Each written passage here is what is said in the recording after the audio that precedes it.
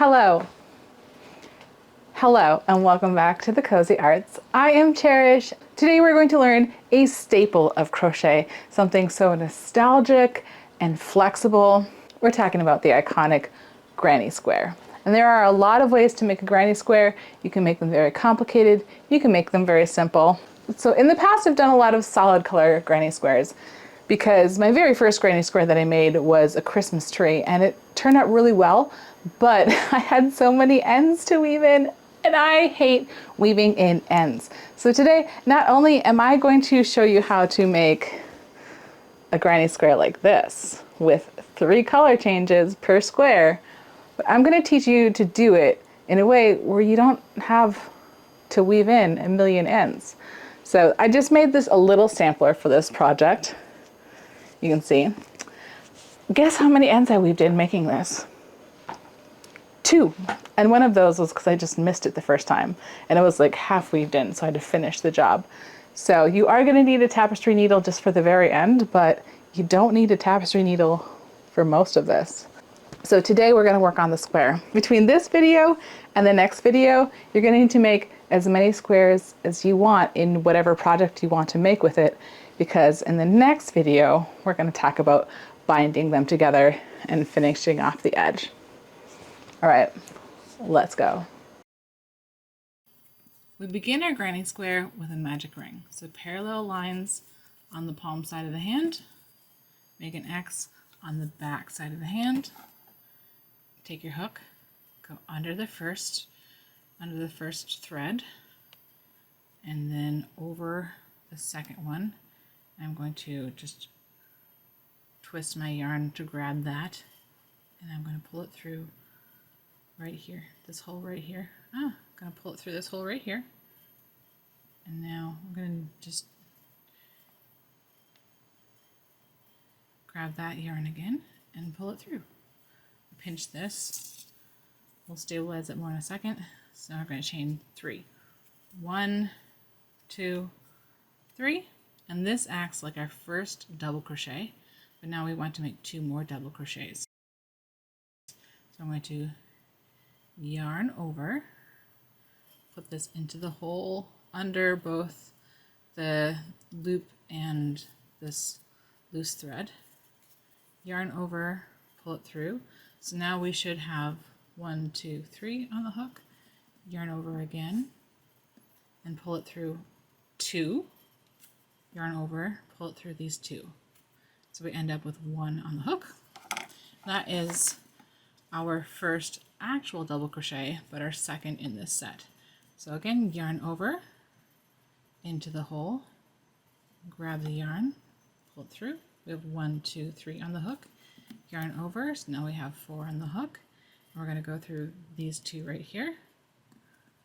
So now we've got 2 on the hook, yarn over, and pull it through these 2. So we have 1 on the hook.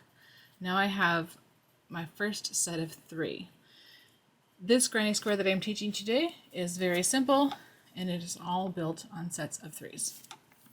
Now I'm going to chain 2, because every time we get to the corner, we chain 2, and this first row is all corners. So now we're going to do another set of 3. So yarn over, pull through. So we've got yarn over, again, yarn over, into the hole, yarn over, pull out, yarn over, pull through 2, yarn over, pull through 2. Again, yarn over, into the hole, yarn over, pull out, yarn over, through 2, yarn over, through 2. Now we have another set of 3, and we're going to do another chain, another corner. So two chains, yarn over, into the hole, yarn over, pull out, yarn over, pull through 2, yarn over, through 2.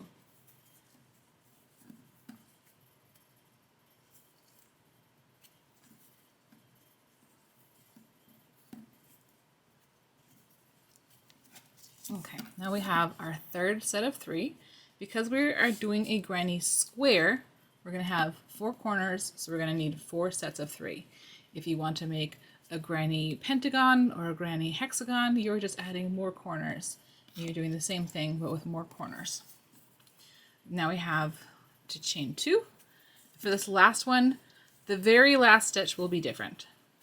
So we're going to do our first 2 double crochets.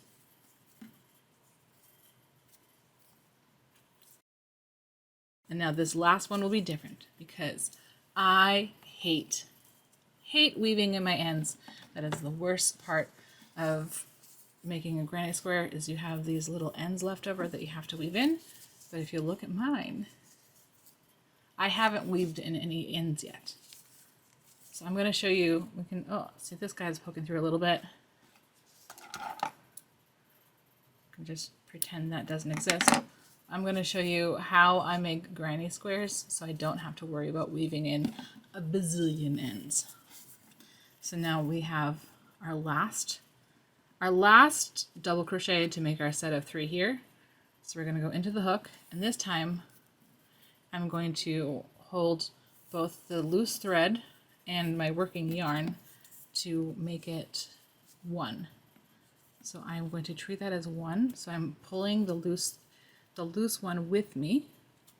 Now I get to the top, and I'm just going to pull that out. So now my loose thread is up here, and I'm going to carry on. Leave this alone for now. We're going to deal with it on the next round. So now I'm going to chain 2. We're going to slip stitch into this one.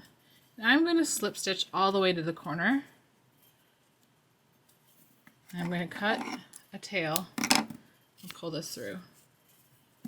And now we are going to do a color change. So ignore this. If you are doing just one color, you can chain all the way to the corner and just carry on with your color and make it as big as you want with just one color. That is how I've made a lot of granny squares, where I'm making giant blankets of just one color. But I'm going to show you how to change your colors. So now I'm moving on to my second color. I'm going to do green next. And for this, I am going to pick a corner, any corner. I think I will choose this corner. And I'm going to just fold the yarn over the hook.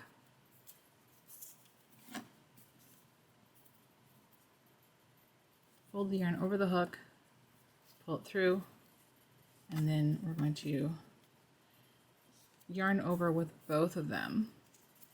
Pull that through. Oh no. And now we can pull this loose thread out. And tighten that up and move it to the side. So we want it to be in the direction that we're moving. And we're just going to chain 3 for our first in the set of double crochet. And the same thing as we did before, we're doing sets of 3. And then in the corner, we're chaining 2. 1, 2, another set of 3. 1, 2. And now for this one, I don't want to have this laying on top. The red, I don't mind laying on top because it blends in, but the green will not blend in. So I'm going to do what I did with the red one before, and I am going to take it with me.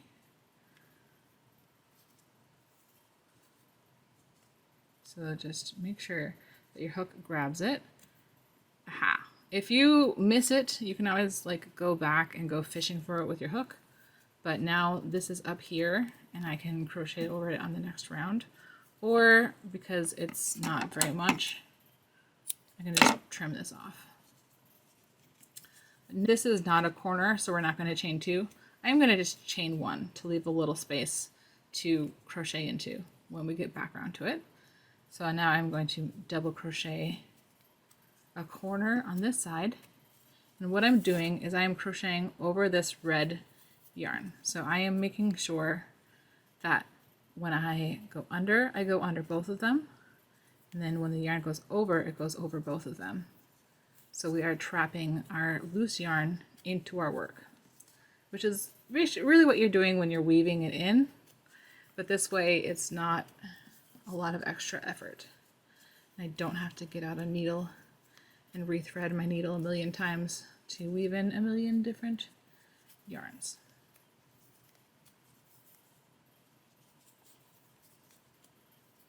And now, because we have just a little bit left, I can trim that off. I can even pull it a little bit tighter so that it'll kind of get sucked into the green.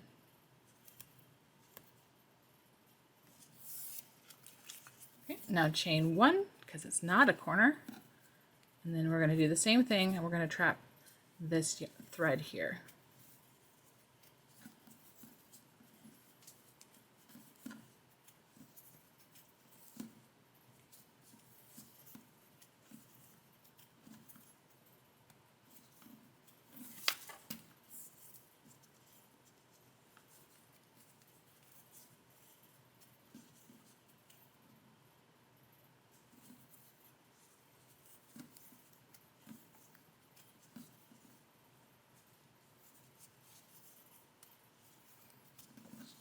And 1.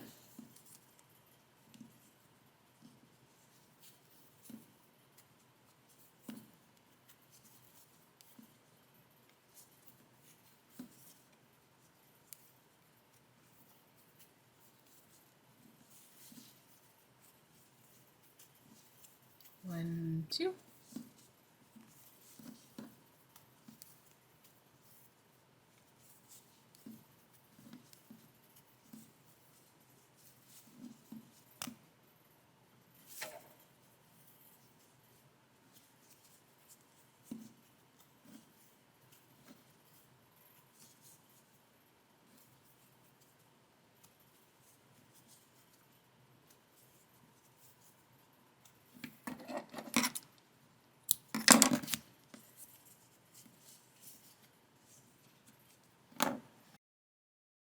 Now we're moving on to our final color in this square. If you want yours to be bigger, you can add more rows.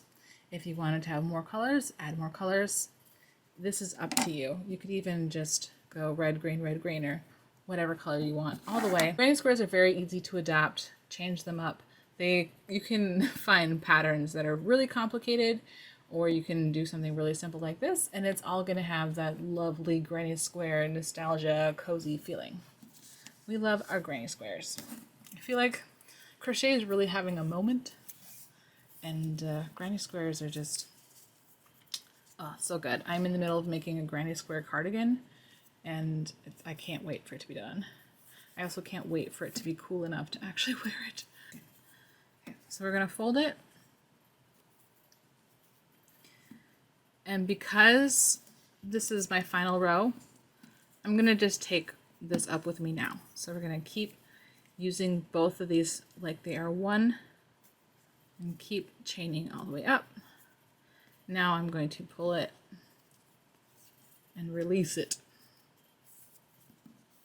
And I will crochet over this when I bind all of my squares together.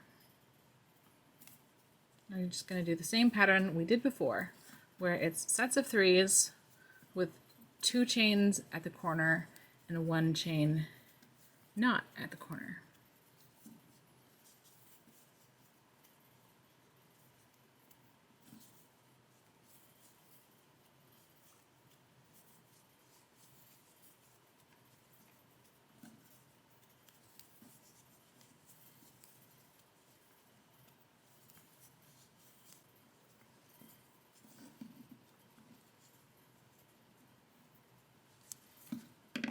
Oh.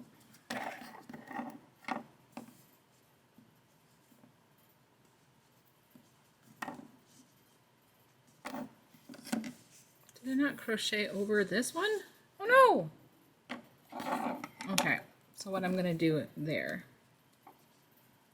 I missed this and I didn't do a good job crocheting over it. Like, at all. So I'm going to... I could go back and undo this whole thing and fix it. Or I could just bring it this direction and we'll pretend that that never happened.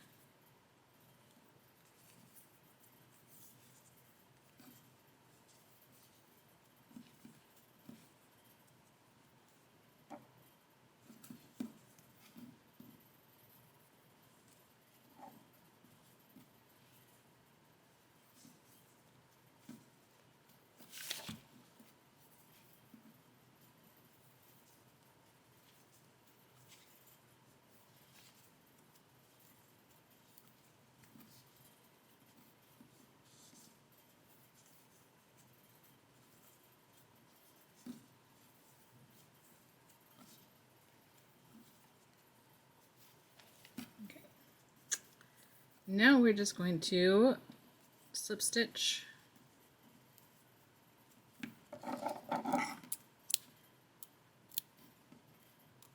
Amen. And here is my finished square. And as you can see, I don't have any loose ends except for right here, which I'm going to deal with. There's like little bits that are popping through, but I get that anyway. So if you have something like that that's bugging you, you can just carefully trim it off. And after it goes through a wash, you might have a little more trimming to do. But this is our finished square. And a little word about blocking is that I don't really know what I'm doing when it comes to blocking. So I'm not going to tell you how to do blocking. I use cotton thread because I just sensory-wise cannot handle any other kind of thread. And cotton thread, one of the qualities of cotton yarn is it's pretty stiff. So I find that by the time that I've sewn things together, everything is the shape that I want it to be. Or if not, it sort of eases into the shape after being worn or washed.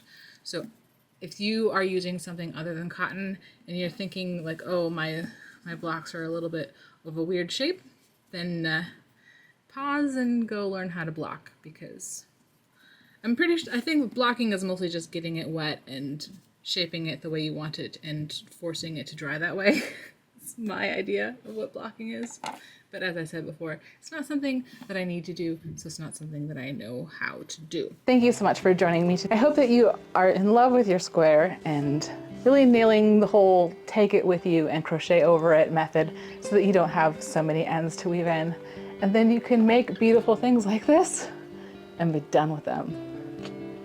Two best things, making things and being done making things, two best things. Okay, your assignment, your assignment between episodes is to make as many squares as you want to make to finish the project, because next time we are going to be talking about binding them, and there's lots of different ways to bind them. So if you want to just move on and use a different method, that's okay, but we're crocheting them together.